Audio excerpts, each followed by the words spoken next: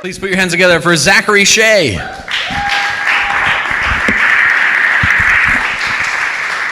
On today's video, Zachary Shea makes sure that we know that he doesn't really speak Japanese. She thinks, in her head, I speak Japanese and they're giving me the Wi-Fi password. And every hut, she's asking them for the Wi-Fi password. And they're like, what are you talking about? Welcome to the Madison Story Slam YouTube channel. I am Adam Rosted, your host here. And if you do us a favor and hit the subscribe button here on YouTube, hit the notification bell so that you can find out when our videos come out first. And then while you're at it, you can go to madisonstoryslam.com, find the podcast, and then to patreon.com/madisonstoryslam, where you can become a patron of the show. Help us grow. We love it. We love you, and we appreciate it.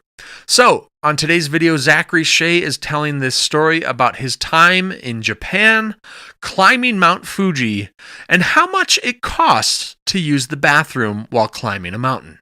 Here's Zachary. When I was in college, I spent a semester abroad in Japan, and I promise this isn't one of those awful stories where someone tries to convince you they went abroad for a semester and it really changed them and it was great. I was the same trash human when I came back as when I left.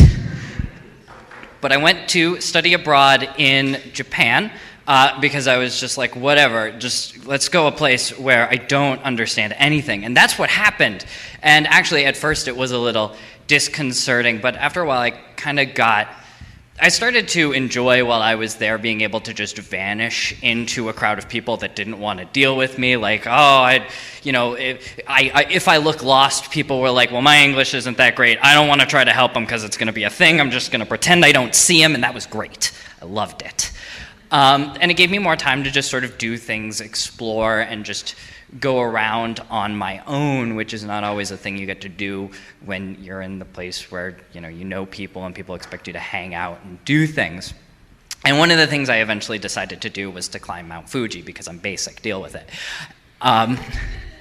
So I was going to start from the very bottom. If you don't know, Mount Fuji, it's not a mountain most people climb starting from the very bottom because it's just a town with houses and streets, and it's such a slow incline, you just think you're in a neighborhood, because you're just in a neighborhood, and then at some point the roads stop, and that's when it's all mountain, and that's where most people pick it up.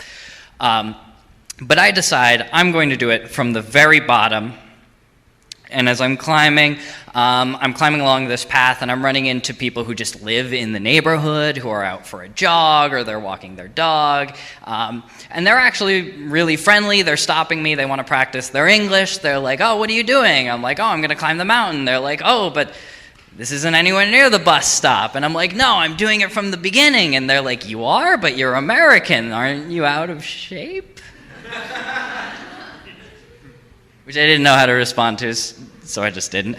But eventually, I do hit the point where things start to get a little steeper, and in fact, the road ends, and there's a bus, and there's a bunch of white people getting off of it, and I see them, and they're out of shape, and I'm like, oh, I get what he meant.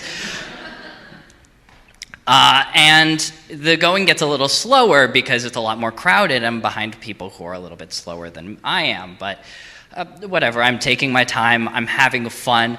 I've suddenly gone into a weird situation where there are more white people around me, for the first time in several months, who speak English than, just Japanese people who don't really speak that much English. And I'm using it as an opportunity mostly to converse directly with the people in the different cabins on the way up, ask for advice about which path I should take down, occasionally, maybe buying a drink. I didn't pack a lot, which wasn't a great thing. Sidebar, there is a vending machine at the top of Mount Fuji where you can get Coke for $5. And it's weirdly what's the word? It's a weirdly spiritual moment to see the morning fog roll out of the way of this 1950s vending machine. Yeah, it's pristine in a way. It's beautiful in an ugly way. You're not sure what to do with it, but you're like, I like this. I don't know why. Back to the actual story. I'm using this as a chance to just sort of talk and practice a bit. I'm frequently pulling out my phone to look up words in Japanese because I have this app where I can just look up vocabulary, which is infuriating the French woman behind me because she thinks the monks are all giving me the Wi-Fi password, since she thinks, in her head, I speak Japanese and they're giving me the Wi-Fi password, and every hut she's asking them for the Wi-Fi password, and they're like, what are you talking about? We're on a mountain. There's no Wi-Fi. Side note, 3 years later, they did get Wi-Fi. But we're going up, and finally we get to the cabin where I'm going to be sleeping the night. Mount Fuji, to do the whole thing, it's not a super, super tall mountain, but it's tall enough to go up and down and take 8 hours to sleep. It took me 24 hours in total.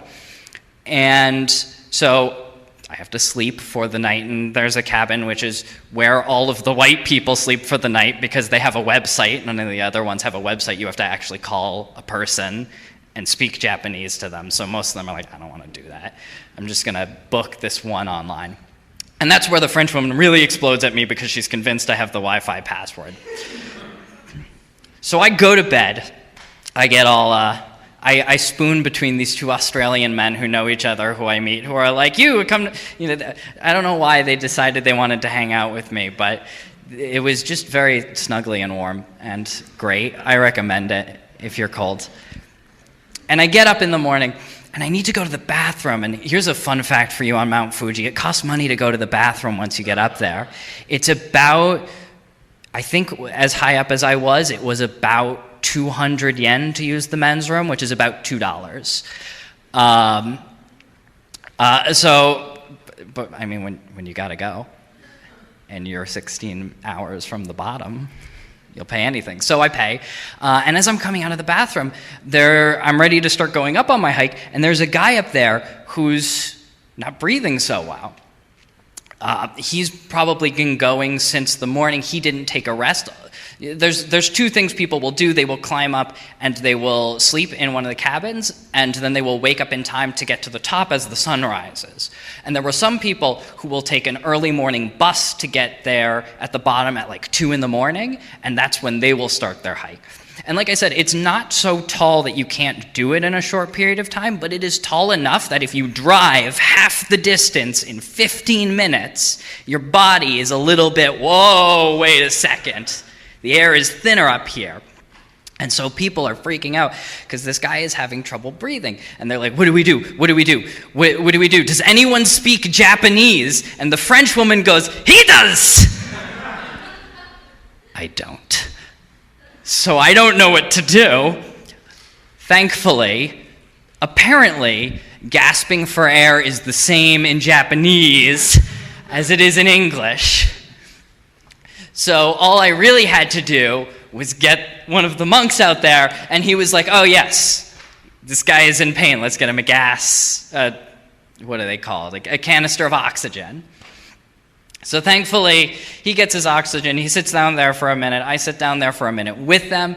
I'm not really helping to facilitate conversation, but I'm making the monk a little more comfortable around this guy who doesn't speak any Japanese, and I'm making this white guy who is also from Australia a little bit more comfortable being in a situation where he can't breathe and doesn't speak any of the local language. And we continue up to the top. And luckily, nobody died that I know of.